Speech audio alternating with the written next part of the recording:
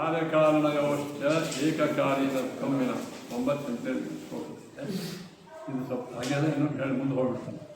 ಕಾರ್ಯಕಾರಣಯೋಶ್ಚೈಕ ಕಾಲೀನತ್ವಂ ವಿನಾ ಕಥಂ ಪೂರ್ವಸಂಸ್ಕಾರಯೋಗಿ ಸ್ಯಾತ್ ಉತ್ತರೋ ನಿಯಮೇನ ಚ ಸಂಬದ್ಧಾಯೇವ ಸಂಸ್ಕಾರಂ ಅನ್ಯತ್ರ ದದತೆ ಖಿಲಾಃ ಸಂಬದ್ಧಃ ಕಥಂ ಪೂರ್ವ ಉತ್ತರೇ ವಾಸನಾಕರಃ. ಇದು ಕಾರ್ಯಕಾರಣಯೋಶ್ಚೈವ.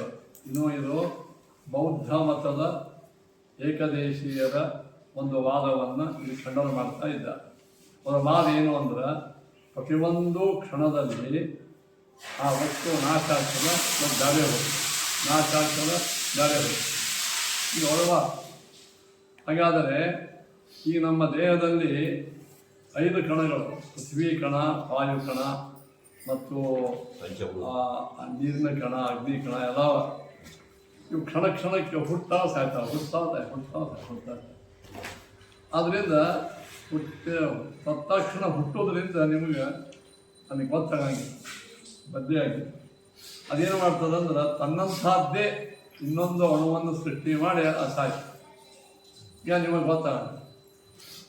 ಇದು ಅವರ ವಾದ. ಇದು ಸ್ವಲ್ಪ ಸೈನ್ಸ್ ಜನರಿಗೆ ಕೇಳಿದ್ರು ಸ್ವಲ್ಪ ಹಿಂಗೆ ಆಗ್ತದಂತ ಇವೊಂದು ಪದಾರ್ಥಗಳಲ್ಲಿ. ಆದರೆ ಇವರಷ್ಟು ಅವ್ರ ಹಂಗೆ ಸ್ಪಷ್ಟ ಹೇಳಂಗಿಲ್ಲ. ಈ ಎಲುಬುಗಳು ಯಾವ ಭಾಳ ಗಟ್ಟಿ ವಸ್ತುಗಳಲ್ಲ, ಒಂದು ಕ್ಷಣದಲ್ಲೇ ಆಗಲಿಕ್ಕಿಲ್ಲ. ಇನ್ನು ಹೇಳಿದೆ ಅದರಿಂದ ಅಂದರೆ ಯಾವ ಭಾಳ ಗಟ್ಟಿ ವಸ್ತುಗಳಲ್ಲ, ಸ್ವಲ್ಪ ಅವು ತಡ ಮಾಡಿ ಆಗ್ತದೆ. ಅದು ಜೀವನದೊಳಗೆ ಆಗ್ತದೆ, ಜಡದಾಗಂತೂ ಆಗಂಗೆ ಇಲ್ಲ. ಜಡದಾಗ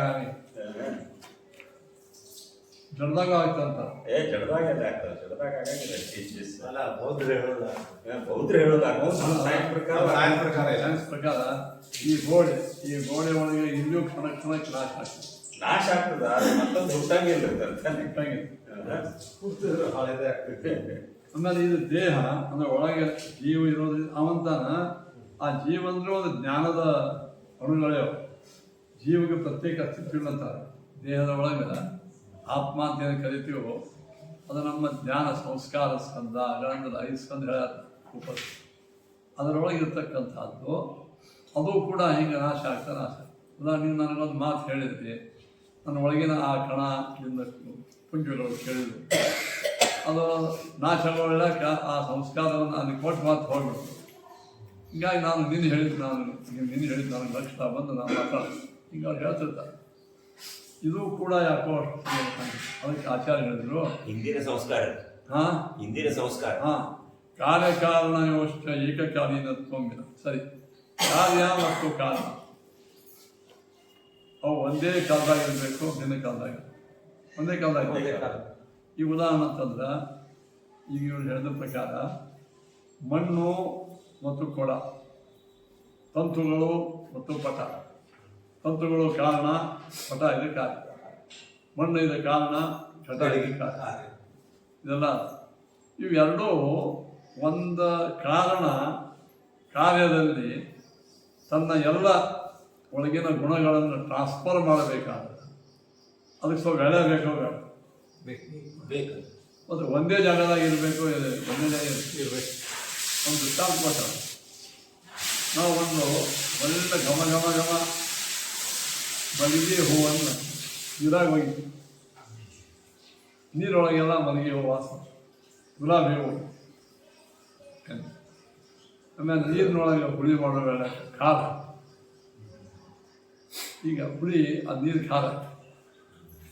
ಹಾಗಾದರೆ ನೀರು ಮಲ್ಲಿಗೆ ಹೂವು ವಾಸ ಆಗಬೇಕಾದ್ರೆ ಮಲ್ಲಿಗೆ ಹೂವು ಒಂದು ತಾಸು ಬೇಡ, ಒಂದು 5 ಮೀಟರ್ ಒಳಗಿರ್ಬೇಕು. ತನ್ನ ಒಳಗಿನ ಅದು ತನ್ನ ಕಣಗಳನ್ನು ಟ್ರಾನ್ಸ್ಫರ್ ಮಾಡಿ ಒಂದೇ ಕ್ಷಣದ ಒಳಗೆ ಯಾವುದು ನಾಶ ಆಗ್ತದೆ ಅದು ಆ ಕಾರಣ ಕಾರ್ಯದಲ್ಲಿ ತನ್ನ ಸಂಸ್ಕಾರವನ್ನು ಹೆಂಗೆ ಕೊಡ್ಲಿಕ್ಕೆ ಶಕ್ಯ. ಈಗ ಆಚಾರ್ಯ ಪ್ರಶ್ನೆ ಕಾರ್ಯಕಾರಣ ವ್ಯವಸ್ಥೆ ಏಕಕಾಲೀನತ್ವವೇ, ಒಂದೇ ಕಾಲದಾಗಿರ್ಬೇಕು, ಒಂದೇ ದೇಶದೊಳಗಿರ್ಬೇಕು. ಒಂದೇ ಕಾಲದಾಗ ಒಂದೇ ಜಾಗದಾಗಿದ್ರೆ ಕಾರಣದ ಗುಣಗಳು, ಈಗ ಮಣ್ಣ ಆ ಮನೆಯೊಳಗೆ ಕೊಡ ಈ ಕಡೆ ಮಾಡಿಕತ್ತಾರಂದ್ರೆ ಆ ಮಣ್ಣು ಮತ್ತು ಕೊಡಗಳು ಭಿನ್ನ ಜಾಗದಾಗಿದ್ದಾಗ ಕೊಡ ಆಗ್ತದೆ. ಹೆಂಗೆ ಎರಡು ಒಂದೇ ಕಡೆ ಇರುತ್ತೆ ಮತ್ತು ಒಂದೇ ಕಾಲದಾಗಿರ್ಬೇಕು. ನಿನ್ನೆ ಮಣ್ಣು ಇವತ್ತು ಕೊಡ ಅಂದರೆ ಹೆಂಗೆ ಒಂದೇ ಕಾಲದಾಗ ಒಂದೇ ಜಾಗದಾಗ ಅದು ಒಂದೇ ಕ್ಷಣದೊಳಗೆ ನಾಶ ಆಯ್ತಂದ್ರೆ ಆ ಕಾರ್ಯವನ್ನು ಕುರಿತು ಕಾರಣ ಹೆಂಗ ಆಚಾರ ಪ್ರಶ್ನೆ ಇಲ್ಲ. ವಿದ್ಯುತ್ ಕಣಗಳಿಂದ ಆಗ್ತಾವ. ಹಾಂ, ಅದರೊಳಗೆ ವಿದ್ಯುತ್ ಕಣಗಳೇನಾದ್ರೂ ಇದ್ದು ಅದು ಕ್ಷಣದಕ್ಕಿಂತ ಮೊದಲೇ ಆಗುತ್ತೆ. ಏನು ಅಲ್ಲ, ಟ್ರಾನ್ಸ್ಫರ್ ಆಗೋದು. ವಿದ್ಯುತ್ ಒಂದೊಂದು ಪ್ರವಾಹ ರೂಪವಾಗಿದ್ದಾಗ ಅದ್ರ ಹಿಂದಿನ ಕಣದೊಳಗೆ ಅದು ಬಂದು ಮೊಮೆಂಟ್ ಒಂದು ಅಲ್ಲ, ಕಾರಣ ತಮ್ಮ ಒಳಗಿನ ಗುಣಗಳನ್ನು ಕೊಡ್ತಾರೆ. ಒಂದು ಹೊರಗಿನ ಗುಣ ಅದಕ್ಕೆ ಟ್ರಾನ್ಸ್ಫರ್ ಮಾಡ್ತೇನೆ, ಒಂದು ಗುಣ ಮಾಡ್ತೇವೆ. ಹಿಂದಿನ ಕಾರಣ ಆ ಸಾಯ್ತಾನ ಆ ನಾಶ ಆಗಿ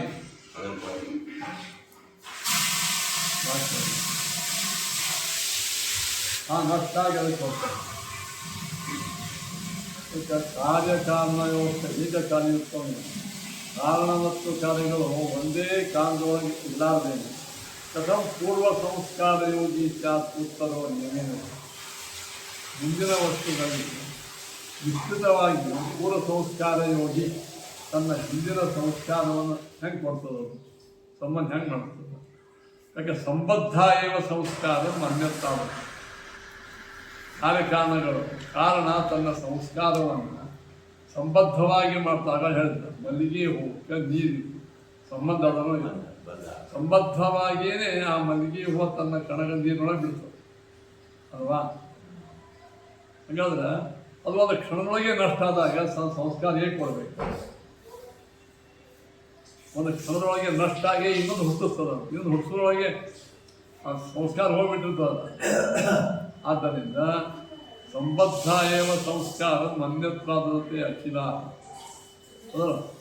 ಎಲ್ಲ ವಸ್ತುಗಳು ಸಂಬದ್ಧವಾಗಿಯೇ ತಮ್ಮ ಸಂಸ್ಕಾರವನ್ನು ಕೊಡ್ತಾರೆ.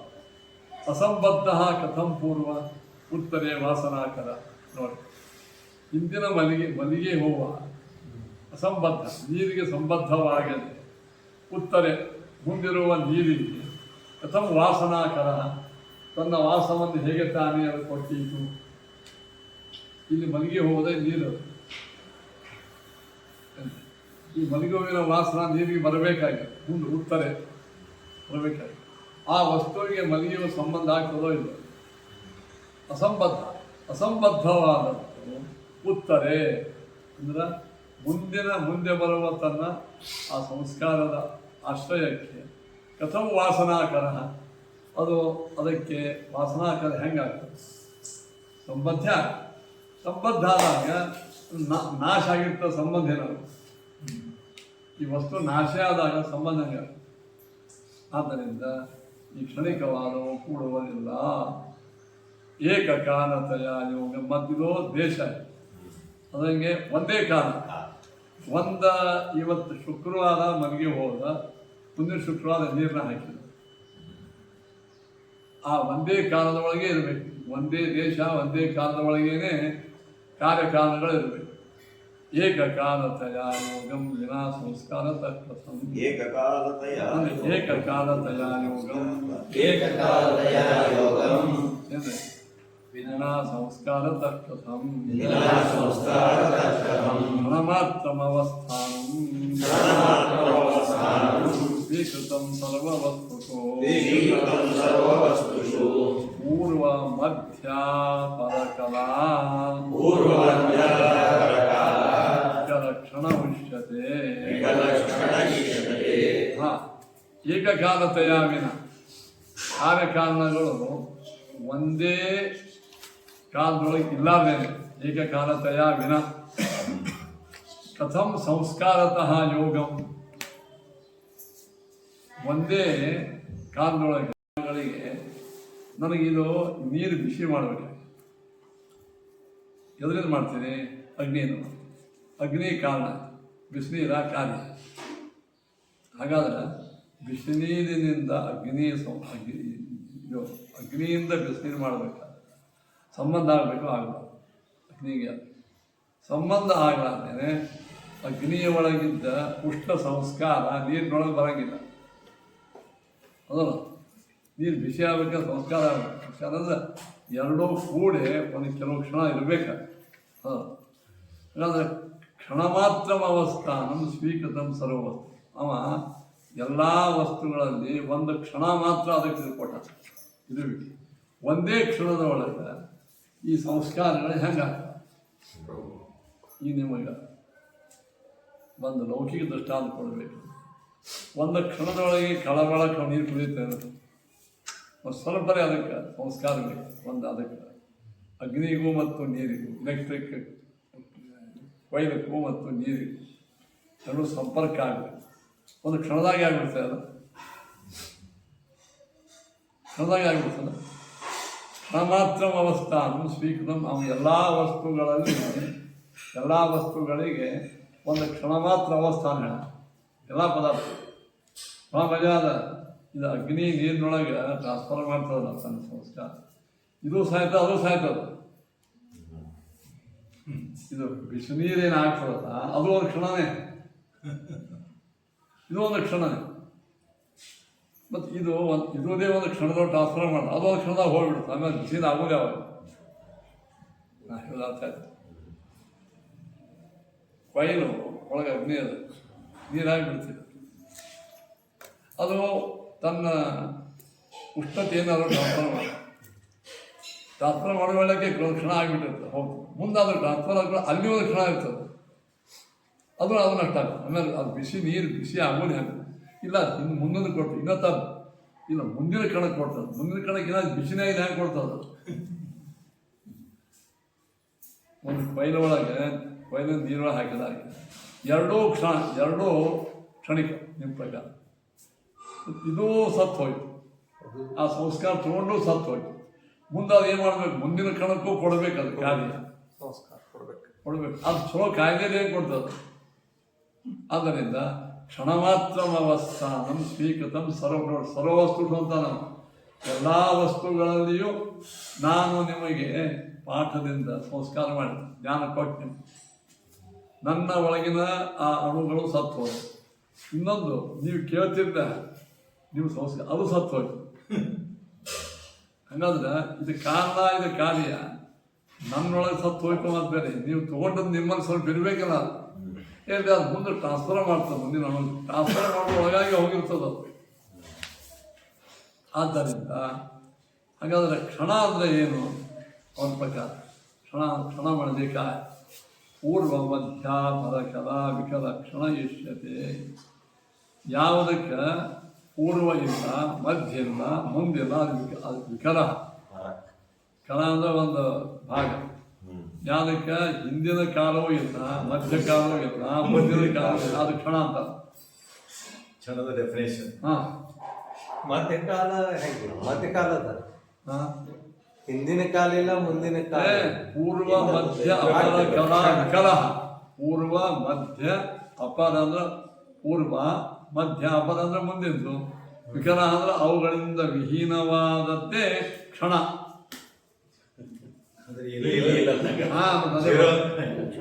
ಅಂದ್ರೆ ಅದಕ್ಕೆ ಹಿಂದಿನ ಅವಸ್ಥಾನ ಇಲ್ಲ, ಮಧ್ಯವಸ್ಥಾನ ಇಲ್ಲ, ಮುಂದಿನ ಅವಸ್ಥಾನ, ಅದು ಕ್ಷಣ. ಅಷ್ಟಾಗ ಹೋಗ್ಬಿಟ್ಟಿರ್ತದೆ. ಒಂದು ಕಾಲ ಯಾವಾಗ ಬೇಕೇ ಅದು ನಾವು ಪೂರ್ವ ಮಧ್ಯ ಅಪರ ಕಲಾ ವಿಕಲ ಅಂದ್ರೇನು? ಕಲಾ ಅಂದ್ರೆ ಭಾಗ. ಮುಂದಿನ, ಹಿಂದಿನ, ನಡುವಿನ, ಮುಂದಿನ ಭಾಗವಿಲ್ಲದೆ ಇದ್ದ ಕಾಲವೇ ಕ್ಷಣ. ಹಾಗಾದ್ರೆ ಇಷ್ಟು ಕ್ಷಣದ ಒಳಗೆ ವಸ್ತು ತಾ ಹುಟ್ಟಿ ಇನ್ನೊಂದಕ್ಕೂ ಜನ್ಮ ಕೊಟ್ಟು ಅದಕ್ಕೆ ಸಂಸ್ಕಾರವನ್ನು ಕೊಟ್ಟು ಈ ಪರಂಪರೆ ಅನ್ನಿಸ್ತಾ ಅಂದ್ರೆ ಯಾಕೋ ನಮ್ಮ ಬುದ್ಧಿಗೆ ಅಲ್ಲ, ಇದು ಅನ್ವಯ ವಿನಾ ಯೋಗಂ ವಿನಾ ಎರಡಕ್ಕೂ ಎರಡು ಏಕಕಾಲತೆಯ ಯೋಗಂ ವಿನಾ ಸಂಸ್ಕಾರತಃ ಕಥಂ. ಸಂಸ್ಕಾರತಃ ವಿನಾ ಎರಡನೇದು ಸಂಸ್ಕಾರತಃ ವಿನಾ ಯೋಗ ಕಥಂ. ಯೋಗ ಕ್ಷಣಮಾತ್ರ ಅಲ್ಲ, ಸಂಸ್ಕಾರತಃ ವಿನಃ ಕ್ಷಣಮಾತ್ರಮವಸ್ಥಾನಂ ಸ್ವೀಕೃತಂ ಸರ್ವವಸ್ತುಷು ಸ್ವೀಕೃತಂ ಕ್ಷಣಮಾತ್ರಮವಸ್ಥಾನಂ ಕಥಂ ಸಂಸ್ಕಾರತಃ ವಿನಃ. ಯೋಗಂ ವಿನ ಸಂಸ್ಕಾರದಾಗ ಹಾ, ಅದು ಎರಡು. ವಿನ ದ್ವಿತೀಯ ಮತ್ತು ತೃತೀಯ ಎಷ್ಟು ತಗೋತಾರ ವಿನ ಹೌದು, ಎರಡು ತಮ್ಮ ವಿನ ಏನ ವಿನ, ಇದು ಎರಡು ದ್ವಿತೀಯನೇ ಅವರು. ಸಂಸ್ಕಾರತಃ ಇದು ಸಂಸ್ಕಾರತಃ ಕಥಂ ಸಂಸ್ಕಾರತಃ ಅದೇ ತಗೋಬೇಕು. ಕ್ಷಣಮಾತ್ರಮವಸ್ಥಾನಂ ವಿನ ಸರ್ವವಸ್ತುಷು ಕಥಂ ಅಂತ. ಇನ್ನು ಮುಂದೆ ಅಸತ್ಯ ಪ್ರತಿಜ್ಞೋ ಪರೋಧೋ ಯುಗಪದ್ಯಂ ಅನ್ಯಥಾ ಓಂ. ಇನ್ನು ಪ್ರತಿಯೊಂದು ಕಾರ್ಯಗಳಿಗೆ ಪ್ರತಿ ಕ್ಷಣದಲ್ಲಿ ಉತ್ಪತ್ತಿ ಕೂಡುವುದಿಲ್ಲ. ಇನ್ನು ಪ್ರತಿಸಂಖ್ಯಾ ನಿರೋಧ ಪ್ರಾಪ್ತಿ, ಬುದ್ಧಿಪೂರ್ವಕವಾಗಿ ನಾಶ ಮಾಡೋದು ಪ್ರತಿಸಂಖ್ಯಾ, ತಾನಾಗೇ ನಾಶ ಆಗೋದು ಅಪ್ರತಿಸಂಖ್ಯಾ. ಎರಡೂ ಕೂಡಂಗಿಲ್ಲ. ಉಭಯತಾಚ ದೋಷ. ಆಕಾಶ ಎಲ್ಲ ಸೂತ್ರ ಹೇಳೋದಾಗೆ ಅನುವ್ಯಾಖ್ಯಾನಕ್ಕೆ ಬರಲಿ. ಪೂರ್ವಭಾವ ಭವಂ ಕಾರ್ಯಂ ತನ್ನಾಶ ಸಂಭವಂ ಯೋಗಪದ್ಯಂ ಸತಿ ಭವೇತ್ ಉಪಾಧ್ಯಾನಾಮಶೇಷತಃ ವಿನಾಶೇ ಚೇನ ತತ್ಕಾರ್ಯಂ ಕಾರ್ಯೋತ್ಪತ್ತೌ ಚ ಕಾಪ್ರಮಾ ಅಭೇದೇಪಿ ವಿಶೇಷೇಣ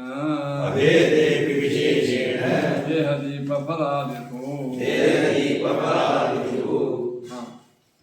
ಪೂರ್ವಭಾವ ಭವಂ ಕಾರ್ಯ ತತ್ರ ನಾಶ ಸಂಭವ. ಇದು ಕೇಳ್ತಾರೆ. ಒಂದು ಕಾರ್ಯ ಮತ್ತು ಕಾರಣ, ತಂತುಗಳು ಪಟಕ್ಕೆ ಕಾರಣ, ಮೃತ್ತಿಗೆ ಮಣ್ಣಿಗೆ ಕಾರಣ. ನನ್ನ ಉಪನ್ಯಾಸ ಕೇಳಿ ನೀವು ಜ್ಞಾನಿಗಳಾಗ್ತೀರಿ, ಅದು ನಿಮ್ಮ ಜ್ಞಾನಿತ್ವ ಕಾರ್ಯ, ನನ್ನ ಕಾರಣ. ನಾವು ಆಚಾರ್ಯ ಕೇಳ್ತಾರೆ, ಪೂರ್ವಭಾವ ಭವಂ ಕಾರ್ಯಂ ಪೂರ್ವಭಾವ ಭವಂ ನಾಶಂ. ಕಾರ್ಯವಾದದ್ದು ಪೂರ್ವಭಾವ ಭವಂ, ಕಾರಣ ಇದ್ದಾಗೆ ಕಾರ್ಯ ಹುಡ್ತದೋ ತನ್ನಾಶ, ಕಾರಣ ನಾಶ ಆದ ಮೇಲೆ ಹುಡ್ತದೆ ಕಾರ್ಯ. ಕಾರ್ಯವನ್ನು ತಗೋಬೇಕು. ಕಾರ್ಯಂ ಪೂರ್ವಭಾವ ಭವಂ ತನ್ನಾಶ ಸಂಭವ.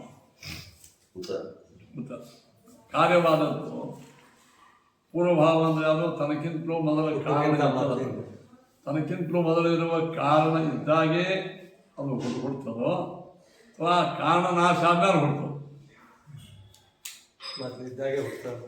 ಇಲ್ಲ, ನಮ್ಮ ಆಚಾರ್ಯ ಅವನು ಕೇಳ್ತಾರೆ. ಈ ಕೆಲವು ಎರಡೂ ಕಂಡ ಈಗ ತಂತುಗಳು ಪಟಕ್ಕೆ ಕಾರಣ ಆಗಿದೆ. ಪಟದಕ್ಕಿಂತ ಪೂರ್ವಭಾವ ತಂತು. ಘಟದಿಂದ ಮಣ್ಣಿನಿಂದ ಘಟ, ಮಠದಕ್ಕಿಂತಲೂ ಮೊದಲ ಮಣ್ಣು ಪೂರ್ವಭಾವ. ಪೂರ್ವಭಾವವಾದ ಮಣ್ಣಿನಿಂದ ಭವಂ ಹುಟ್ಟುವುದು ಕಾರ್ಯ ಘಟ. ಪೂರ್ವಭಾವ ಅದು ಪೂರ್ವಭಾವ ಮೊದಲು ತನಕ್ಕಿಂತಲೂ ಮೊದಲು ಇರುವ ಕಾರಣ ಇದ್ದಾಗೇನೆ ಕಾರ್ಯ ಹುಡ್ತದೋ ತನ್ನಾಶ. ಆ ಕಾರಣ ನಾಶ ಆದ್ಮೇಲೆ ಹುಡ್ತದೆ. ಪ್ರಶ್ನೆ ಮಾಡ, ಘಟವು ತನ್ನಕ್ಕಿಂತಲೂ ಮೊದಲಿರುವ ಮಣ್ಣು ಇದ್ದಾಗೆ ಹುಡ್ತದೋ ಅದು ಮಣ್ಣು ನಾಶ ಆದ ಮೇಲೆ ಹುಡ್ತದೆ. ನಾಶ ಸಂಭವ. ಸಂಭವ ನಾಶದಿಂದ ತನ್ನಾಶ. ಯೋಗಬದ್ಧಂ ಸತಿ ಭವೇತ್ ಉಪಾಧ್ಯಾನಾಮಶೇಷತಃ.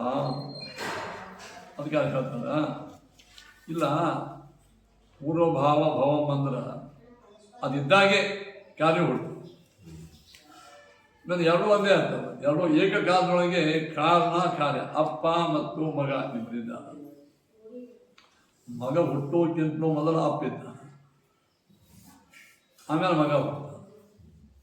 ಹಾಗಾದ್ರೆ ಅವನು ಇದ್ದಾಗೇನೆ ಹುಟ್ಟಿಬಿಟ್ಟ ಅಂದ್ರೆ ಅದೇನು ಯೋಗಪದ್ಯಂ, ಕಾರ್ಯಕಾರಣಗಳು ಒಂದೇ ಕಾಲದಾಗ ಅವನ್ನ ಯೋಗಪದ್ಯಂ ಸತ್ಯ ಭವೇತ್ ಉತ್ಪಾದ್ಯಾನಾಮಶೇಷತ.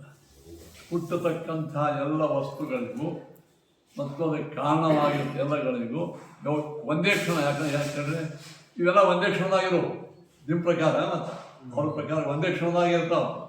ಅದೇ ಕ್ಷಣದೊಳಗೆ ಕಾರಣವಾದ ಅದೇ ಕ್ಷಣದೊಳಗೆ ಏನದ ಕಾರ್ಯಗಳು. ಮತ್ತೆ ಒಂದೇ ಕ್ಷಣದೊಳಗೆ ಎಲ್ಲೋ ಅಂದ್ರೆ ಏನ ಉತ್ಪಾದ್ಯವಾದ ಎಲ್ಲ ವಸ್ತುಗಳು ಏಕಕಾಲದಲ್ಲಿ ರೂಪ ಸಂಘ ಬರ್ತದೆ. ನಿನ್ನ ಪ್ರಕಾರ, ನಮ್ಮ ಪ್ರಕಾರ ಇಲ್ಲ. ನಮ್ಮ ಪ್ರಕಾರ ವಸ್ತುಗಳು ಸಾಕಷ್ಟು ವೇಳೆ ಇರ್ತಾವ. ನಿನ್ನ ಪ್ರಕಾರ ಕೇಳ್ತಾರೆ ಒಂದೇ ಕ್ಷಣದ ಒಳಗೆ ಕಾರಣ ತಂದೆ ಮತ್ತು ಮಗ ಇದಾದ ಅಂತ.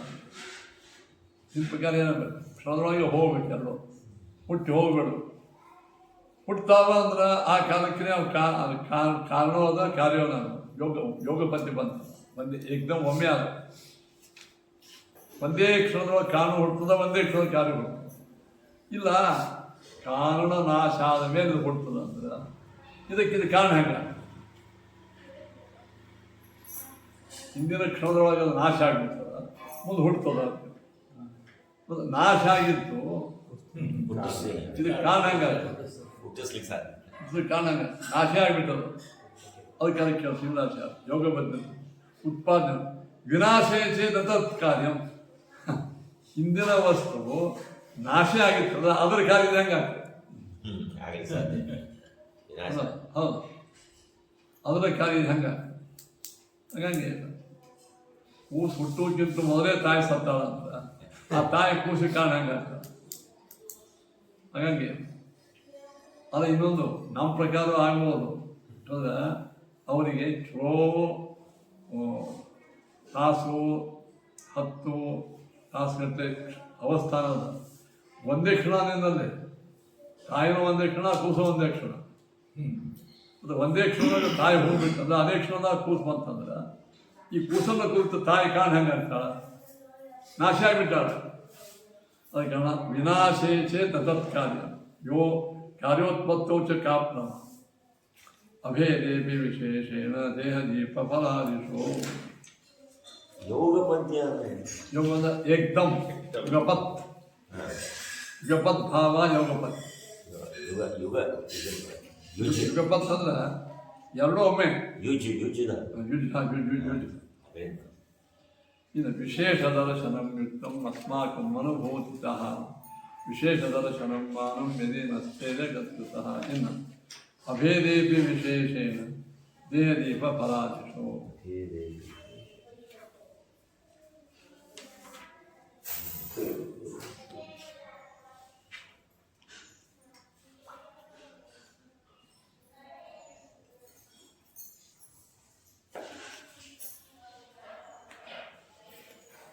ಸರಿ, ಕಾರಣ ನಾಶ ಆಗಿತ್ತಂದ್ರೆ ಕಾರ್ಯಗಳು ಆಗಿದ್ದಿಲ್ಲ ಅಂದ್ರೆ ಅಲ್ಲ ಅವ್ರ ಪ್ರಕಾರ ನಾಶ ಆಗಿದ್ದಿಲ್ಲ. ಅವ್ರ ಪ್ರಕಾರ ನಾಶ ಆಗಿಲ್ಲ. ನಾಶ ಆಗಿದೆ.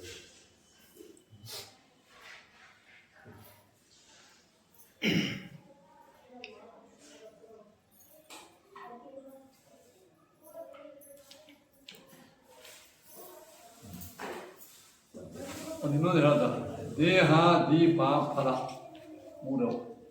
ನಮ್ಮ ದೇಹ ದೀಪ ಹಚ್ಚಿರ್ತಾರೆ, ಎಣ್ಣೆ ದೀಪ, ಹಣ್ಣು ಮೂರವು. ಇವೆಲ್ಲ ಅಭೇದೇಪಿ ವಿಶೇಷೇಣ ದೇಹದೀಪ ಫಲಾದಿಷು ಎಂದೆ ವಿಶೇಷ ದರ್ಶನಂ ಯುಕ್ತಂ ಅಸ್ಮಾಕಂ ಅನುಭೂತಿತ. ನಮ್ಮೆಲ್ಲರ ಅನುಭವದಿಂದ ದೇಹದ ಒಳಗೆ ಕ್ಷಣಕ್ಕೂ ಬದಲಾವಣೆ ಆಗ್ತದೆ. ನಾವು ಹೋಗ್ತೀವಿ, ಆದರೆ ವಿಶೇಷ ಇರ್ತದೆ ಹಿಂದಿನಕ್ಕೆ ಮುಂದಿನ. ಇವತ್ತು ತಿಂಗಳಿಂದ ನೋಡಿರ್ತೀರಿ, ಲಟ್ ಇರ್ತಾನೆ, ಸ್ವಲ್ಪ ಹೊರಗಿರ್ತಾನೆ ದೇಹ. ದೀಪ ಆಗ ನೋಡಿದಾಗ ಭಾಳ ಢಾಳ ಇತ್ತು, ಸ್ವಲ್ಪ ಈಗ ಮಂದಾಗಿದೆ. ಹಣ್ಣ ಇದು ಫ್ರೆಶ್ ಇತ್ತು, ಇನ್ನೊಂದು ತಾಸು ನೋಡಿದಾಗ ಮುದುಡೆ ಕಾಯಿ ಹಣ್ಣಾಗುದು, ಅಲ್ಲ. ದೇಹ ದೀಪ ಫಲ ಕೂಸು ದೊಡ್ಡದಾಗುದು ಪರಿಣಾಮ. ಇವು ಪರಿಣಾಮದಿಂದ ವಿಶೇಷತಾ ಅಂದ್ರೆ ಅದು ಅದು ಒಂದು ವಿಶಿಷ್ಟ ಪರಿಣಾಮ ಆಗಿ ವಿಶೇಷ ದರ್ಶನ ಇರುತ್ತೆ. ಅವುಗಳಲ್ಲಿ ವಿಶೇಷ ದರ್ಶನ ಕಾಣಿಸ್ತದೆ ಹಿಂದಿದ್ದಕ್ಕೆ ಮುಂದಿನ. ನಿನ್ನೆ ದೇಹಕ್ಕೆ ಇವತ್ತಿದ್ದೆ, ನಿನ್ನೆ ದೀಪಕ್ಕೆ ಇವತ್ತಿದ್ದೆ, ನಿನ್ನೆ ಹಣ್ಣಿಗೆ ಇವತ್ತಿನ ಹಣ್ಣಿಗೆ ವಿಶೇಷ ದರ್ಶನ ಇರುತ್ತೆ. ಅಸ್ಮಾಕಂ ಅನುಭೂತಿ, ನಮ್ಮೆಲ್ಲರ ಅನುಭವದಿಂದ ನಾವು ಹೋಗ್ತೀವಿ. ಅದೇ ಅಭಿನಯ ಇರ್ತದೆ. ಅಭೇದೇಪಿ ವಿಶೇಷೇಣ ದೇಹದೀಪ ಫಲಾದಿಷು ಅಭೇದೇಪಿ ಅಲ್ಲ, ದೇಹಕ್ಕೆ ದೀಪ ಕಲ್ಮತ ದೇಹದಲ್ಲಿ ಇವತ್ತಿನ ದೇಹಕ್ಕೂ ನಾಳಿನ ಇವತ್ತಿನ ದೀಪಕ್ಕೂ ಮುಂದಿನ 10 ತಾಸು ಇವತ್ತಿನ ಹಣ್ಣಿಗೂ ಇವತ್ತಿನ ಹಣ್ಣು ಮತ್ತು ದೇಹ ದೀಪ ಫಲ ಅಭೇದ ಅಂತಕೊಂಡ್ರೆ ನೀವು ದೇಹದಲ್ಲೇ ಅಭೇದ. ಅದಲ್ಲ ಮತ್ತೆ ಅಭೇದ ಈಗ ನಿನ್ನಿನ ದೇಹ ಇವತ್ತು ಅದನ್ನು ಇಲ್ಲ ಅದೇ ದೇಹ, ಅದೇ ದೇಹ ಅದ ಅದಕ್ಕೆ ಅಭೇದ. ನಿನ್ನೆ ದೀಪ ಅದ ನಿನ್ನೆ ಹಣ್ಣೆ ಅದ ಅದಲ್ಲ ಅಭೇದೇ ಅವುಗಳಲ್ಲಿ ಅಭೇದವಿದ್ದರೂ ಕೂಡ ನಿನ್ನಿನ ಇಂದಿನ ದೀಪಗಳಲ್ಲಿ ಹಣ್ಣುಗಳಲ್ಲಿ ಅಭೇದವಿದ್ದರೂ ಕೂಡ ವಿಶೇಷೇಣ ನೋಡ್ರಿ ವಿಶೇಷ ದರ್ಶನ ನೋಡಿ ವಿಶೇಷ ಇರೋದರಿಂದ ವಿಶೇಷ ಅಂದ್ರೆ ಪರಿಣಾಮ ಕಂಡು ಅವೇನೆ ನಿನ್ನೆ ದೀಪ ಹೌದಾ ವಿಕಾರ ವಿಕಾರ ನಿನ್ನೆ ದೇಹನೇ ಅದು ಸ್ವಲ್ಪ ವಿಕಾರ ನಿನ್ನೆ ಹಣ್ಣೆ ಅದು ಸ್ವಲ್ಪ ವಿಕಾರ ವಿಶೇಷ ದರ್ಶನ ಪರಿಣಾಮ ಆಗಿದೆ ಇದು ಅನುಭೂತಿತಃ ಯುಕ್ತಂ ಅಸ್ಮಾಕ್ ನಾವು ಏನು ನಮ್ಮ ಅನುಭೂತಿ ವಿಶೇಷ ದರ್ಶನಂ ಮಾನಂ ದಿನ ಸ್ಥೈರ್ಯ ದೃಕ್ಕುತಃ ಅಂತ ಹೇಳ್ತಾರೆ.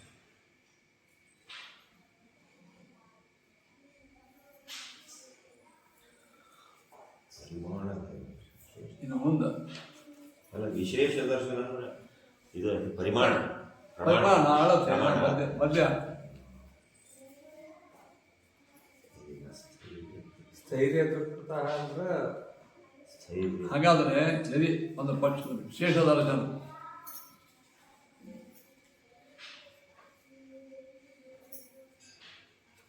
ಒಂದು ವೇಳೆ ವಿಶೇಷ ದರ್ಶನ ಮಾನ್ ಸರಿ ಸ್ಥೈರ್ಯ ದೃಕ್ ನ ಇತಿ ಕುತ ಸ್ಥೈರ್ಯ ದೃಕ್ ಅನ್ನೋದು ಗೊತ್ತಂದ್ರೆ ಅದು ಅದೇ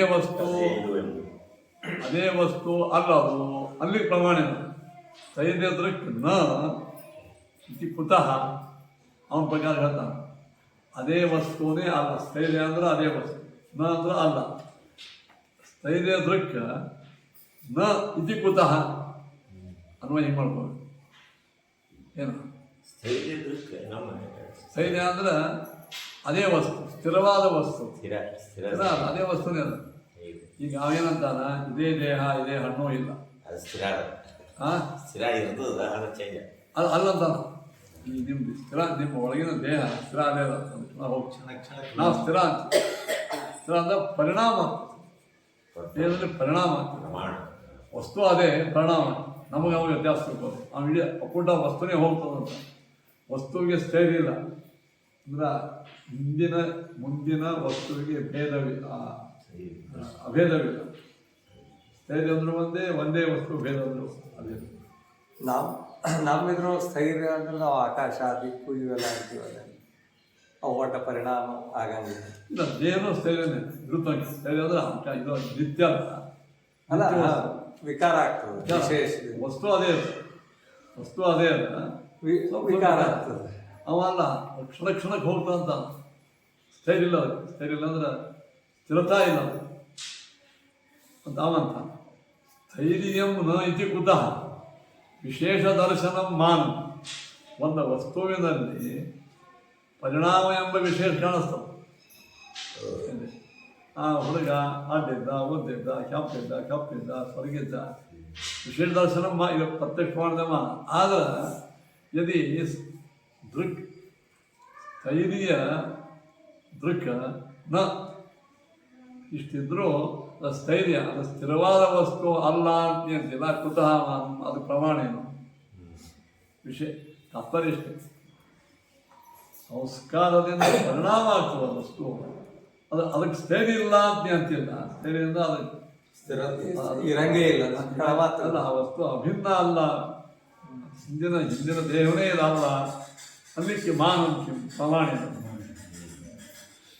ಅನ್ವಯ ಕಡಿಲ್ಲ ಅದೇ ವಿಶೇಷ ದರ್ಶನಂ ಮಾನ್ ಯದಿ ಒಂದು ವೇಳೆ ವಿಶೇಷ ದರ್ಶನಂ ಅದು ನಮಗೆ ದೇಹದಲ್ಲಿ ವಿಶೇಷ ಕಾಣಿಸ್ತದಿಲ್ಲ ಕಾಣಿಸ್ತಾ ಇಲ್ಲ ಕಾಣಿಸ್ತದೆ ಮಾನ್ ಯದಿ ವಿಶೇಷ ದರ್ಶನಂ ಮಾನ್ ಪ್ರಮಾಣ ಅದು ನ ಸ್ಥೈರ್ಯ ದರ್ಶನವು ಹಾಗಾದರೆ ಇಲ್ಲಿ ವಿಶೇಷ ದರ್ಶನ ಮಾನವನಿಂದಲೇ ಯದಿ ಸ್ಥೈರ್ಯ ದೃಕ್ ನ ಮಾನ ಹಾ. ಹಿಂಗೆ. ಹಾಗಾದ್ರೆ ಸ್ಥೈರ್ಯ ಒಂದೇ ವಸ್ತು ಅದರಲ್ಲಿಕ್ಕೆ ನೀವು ಪ್ರಮಾಣ ಇಲ್ಲ ಅಂದ್ರೆ ಕುತಃ ಯಾಕೆ ಹೇಳ್ತೀವಿ? ಪ್ರಮಾಣ ಅದನ್ನೇ ಹಂಗೆ. ಮತ್ ಮುಂದೆ ದಿಕ್ ಸುಖೇ ಚ ಕದೃಷ್ಟಾಂತಾತ್ ಭಾವೋ ಸಚ್ಚೇತ್ ಕ್ವಚಿತ್ ಭವೇತ್ ವಿಶ್ವಂ ಪ್ರತ್ಯಕ್ಷಗಂ ತ್ಯಕ್ತ್ವಾ ತಯೋರ್ಯೋ ನಿಮಿತಂ ವದೇತ್ ಮಾಯಾವಾದಿವದೇವಾಸೋ ವೇಕ್ಷೋ ಭೂತಿಮಿಚ್ಛತ.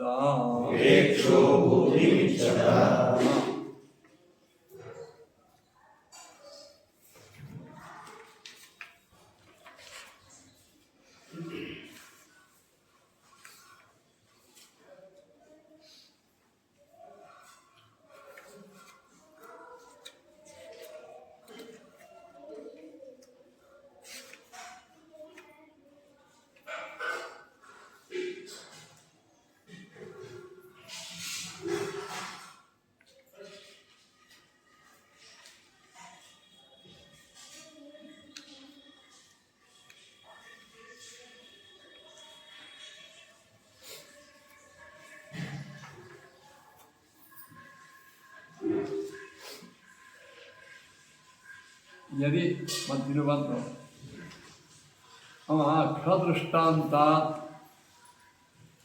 ಭಾವವು ದಿಕ್ಸುಖೇ ಚ ಭಾವ ಸಚ್ಚೇತ್ ಕ್ವಚಿತ್ ಭವೇ.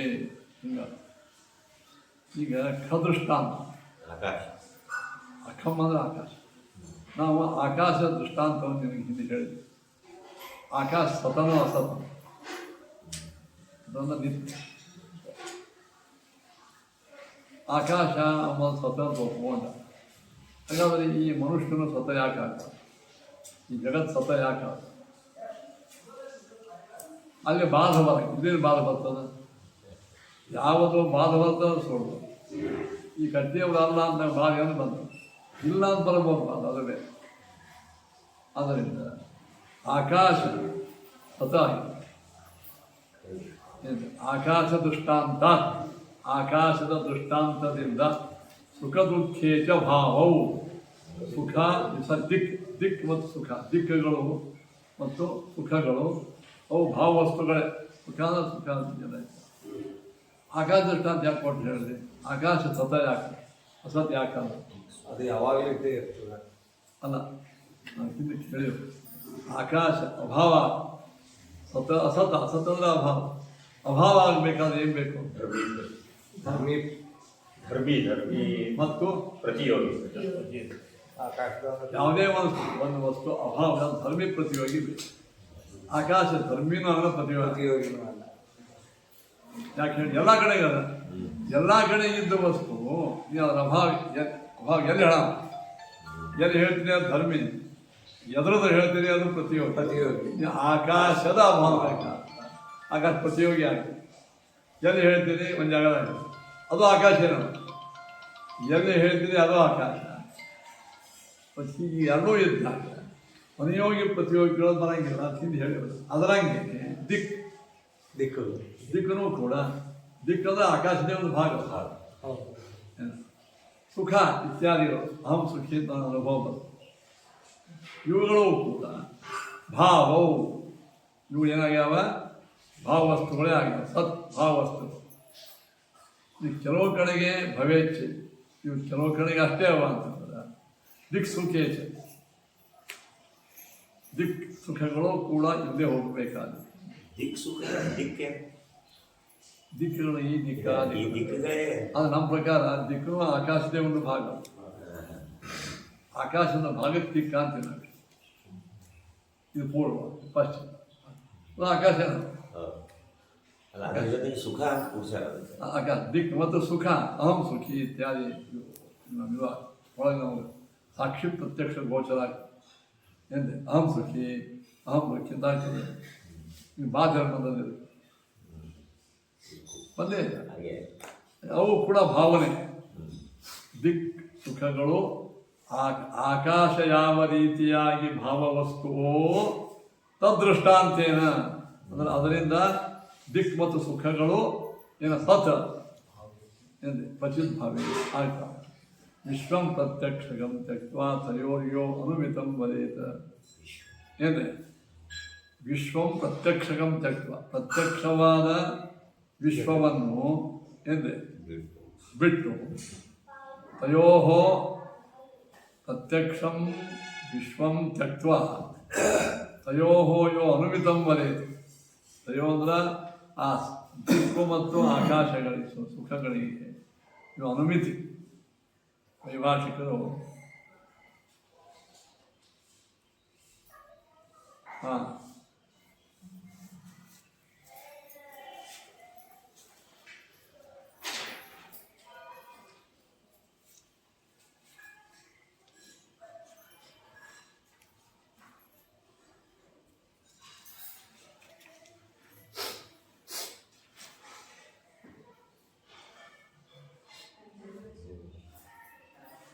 ಅಂದರೆ ಯಾವುದು ಪ್ರತ್ಯಕ್ಷಕ್ಕೆ ನಮಗೆ ದಡದಡಿ ಕಾಣಿಸ್ತದ ಅದು ಅನುಮಿತ ಅಂತ ನಿಮ್ಗೆ ಗೊತ್ತಾಗ್ತದೆ.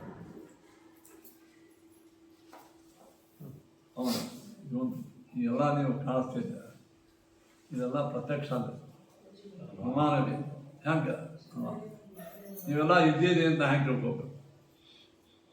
ಕಣ್ಣಿಂದ ಅಲ್ಲ, ನೀವು ಒಳಗಾಡೋದು ಮಾತಾಡೋದು ಓಹ್ ಇವರಿದ್ದ ಯಾವುದೇ ಒಂದು ವಸ್ತುವಿನ ಅಸ್ತಿತ್ವ ಗೊತ್ತಾಗೋದು ಅನುಮಾನದಿಂದ ಪ್ರತ್ಯಕ್ಷದಲ್ಲ. ಯಾಕಂತಾರ ವಿಶ್ವಂ ಪ್ರತ್ಯಕ್ಷಗಂ ತ್ಯಕ್ವ ತಯೋ ಅನುಮಿತಂ ವದೇತೆ. ಆ ಜಗತ್ತಿನ ವಸ್ತುಗಳು ಅವೆಲ್ಲ ಅನುಮಿತಂ ಅಂತಂದ್ರೆ ನೀನದು ಮಾಯಾವಾದಿ ವದೇವ ಸೌ ಉಪೇಕ್ಷ ಭೂತಿಮಿಚ್ಛತ. ಕೆಲವೊಂದು ಅಳಗಾಡ್ಲಾರದ ವಸ್ತುಗಳು ಇರ್ತವೆ ಮತ್ತೆ ಅವೇ ಕೆಲವೊಂದು ಅಳಗಾಡ್ಲಾರದ ವಸ್ತುಗಳು ಇರ್ತವೆ. ಹೌದು, ಮತ್ತೆ ಅದ್ರ ಜೋಡಿ ಹೆಂಗೆ ವ್ಯವಹಾರ ಮಾಡ್ತಾರೆ? ಅದು ಹೇಳೋದ ಅದು ಕ್ಷಣಿಕ ಅದ ಕ್ಷಣಿಕ ಅದ ನಾಶ ಆಗ್ತದೆ ಹಿಂಗೆ ಅವ್ರು ಹೇಳ್ತಾರೆ.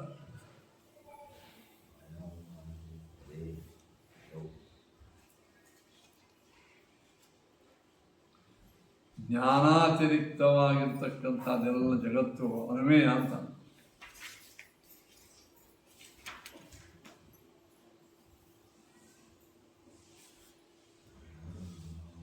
ತಯೋ ಅಂದರೆ ಇಲ್ಲ ವೈಭಾಷಿಕರು ಮತ್ತು ಸೌತ್ರಾಂತಿಕರ ನಡುವ ವೈಭಾಷಿಕ ತಯೋ ಅಂದರೆ ವೈಭಾಷಿಕ ಸೌತ್ರಾಂತಿಕರ ಮಧ್ಯದ ಒಳಗೆ ಅವರು ಬೌದ್ಧರೊಳಗಿದ್ದವು. ಅನುಮಿತಂಬರಿ ಒಬ್ಬಾತ ವಿಶ್ವ ಜಗತ್ತೆಲ್ಲವೂ ಜಗತ್ತಿನ ರೂಪವೆಲ್ಲವೂ ಪ್ರತ್ಯಕ್ಷಗಂ ಪ್ರತ್ಯಕ್ಷ ವಿಷಯವ ಅಲ್ಲ ಅನುಮಾನ ಅಪರಿಷ್ಟೆ. ಆ ವೈಭಾಷಿಕ ಸೌತ್ರಾಂತಿಕರ ಮಧ್ಯೊಳಗೆ ಜಗತ್ತಿನೊಳಗೆ ಕಾಣತಕ್ಕಂಥ ರೂಪ ಸ್ಪರ್ಶ ಇವೆಲ್ಲವೂ ಅನುಮಿತಂ ಅನುಮಾನ ವೇದ್ಯವೇ ಹೊತ್ತು ಪ್ರತ್ಯಕ್ಷ ವೇದ್ಯವಲ್ಲ ಅಂತೇನಂತಾನ. ಇವ ಮಾಯಾವಾದಿವದೇವ ಉಪೇಕ್ಷ ಅಸೌ. ನಾವು ಮಾಯಾವಾದಿಗಳನ್ನು ಹಂಗೆ ಉಪೇಕ್ಷ ಇಗ್ನೋರ್ ಮಾಡ್ತೀವಿ. ಈಗ ನಾವು ಇವನು ಹಾಗೆ ಇಗ್ನೋರ್ ಮಾಡಿಬಿಡ್ತೇವೆ. ಮಾಯಾವಾದಿವತ ಏವ ಅಸೌ ಉಪೇಕ್ಷ. ಮಾಯಾವಾದಿ ಅಂತ ಗೊತ್ತಾಯ್ತಲ್ಲ, ಇವರು ಜಗತ್ತ ದೊಡ್ಡ ಕಾಣಿಸ್ತಾ ವಿಶ್ವ ಮಿಥ್ಯಾ ಮಿಥ್ಯಾ ಹೆಂಗಂತಾರೆ ವ್ಯವಹಾರ ಸತ್ಯ ಅಂತ. ವ್ಯವಹಾರ ಅಂದ್ರೆ ಏನು ಅಂತ ಕೇಳಿದ ಮತ್ತು ಪುನಃ ಏನೋ ಇನ್ನೊಂದು ಹೇಳ್ತಾರೆ. ಹೆಂಗೆ ಅವರನ್ನು ಉಪೇಕ್ಷ ನಾವು ಇಗ್ನೋರ್ ಮಾಡ್ತೀವಿ ಅವರ ವಾದವನ್ನು, ಹಂಗೆ ಇವನನ್ನು ಉಪೇಕ್ಷಾ ಮಾಡಬೇಕ್ರಿ. ಯಾರನ್ನೇ ಸೌತ್ರಾಂತಿಕ ವೈಭಾಷಿಕರು ಮಾಡಿ ಯಾರು ಮಾಡಬೇಕು? ಭೂತಿ ಮಿಚ್ಛತ ಮೋಕ್ಷ ಬೇಕು ಅಂತ ಇಚ್ಛಾ ಮಾಡೋದು. ಏನೋ ಮೋಕ್ಷ ಬೇಡಪ್ಪ ಸುಮ್ಮ ನಾವೆಲ್ಲರೂ ಕೂಡ್ಕೊಂಡು ಅವೇನಂತಾನ ರಾಮಾಯ ಸ್ವಸ್ತಿ ರಾವಣಾಯ ಸ್ವಸ್ತಿ ಕೆಲವೊಂದು ಇರ್ತಾರೆ ಹುಡ್ಕೊಂಡು ಹೋಗೋದ್ರಪ್ಪ ಎಲ್ಲರೂ ಅಂತಂತಲ್ಲ. ಅವ್ರಿಗೇನು ಹೇಳಿದ್ರು ಯಾರು ಪ್ರಿನ್ಸಿಪಲ್ ಲೈಫ್ ಮಾಡ್ಕೊತಾರೆ. ಲೌಕಿಕ ಲೈಫ್ ಅಲ್ಲ, ಆಧ್ಯಾತ್ಮಿಕ ವಿಷಯದಲ್ಲಿ ಅಲ್ಲ. ಲೌಕಿಕ ಲೈಫ್ದಾಗ ಹೊಂದ್ಕೊಂಡು ಹೋಗಿ ಇಂಥ ಆದರೆ ಉಪಾಸನಾದೊಳಗೂ ನಾವು ಐದು ಕಂಪ್ಲೇಂಟ್ ಮಾಡ್ಕೊಂಡು ಉಳಿತೇನೆ